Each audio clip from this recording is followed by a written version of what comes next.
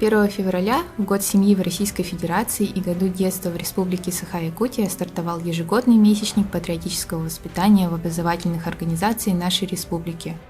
Месячник – это у нас ежегодное мероприятие, то есть каждый год Министерством образования и науки объявляется месячник патриотического воспитания, который проводится во всех школах Республики Саха-Якутия и также общеобразовательных, образовательных организациях профессионального обучения.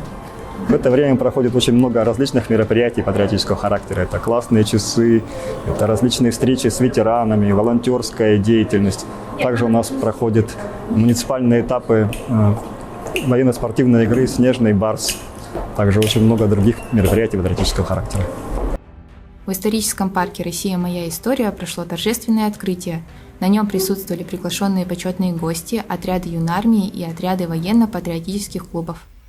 Целью месячника является сохранение исторической памяти, формирование духовно-нравственного воспитания обучающихся, чувство преданности и любви к своему Отечеству, самосовершенствование форм работы по патриотическому воспитанию. Также были вручены сертификаты об участии в общественно-деловой премии «Звезда Дальнего Востока».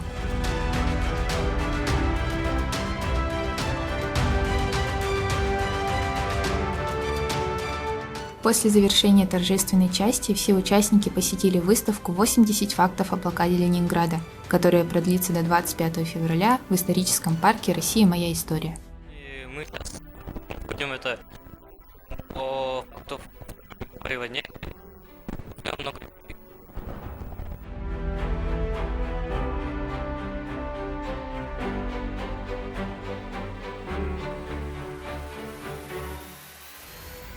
Это как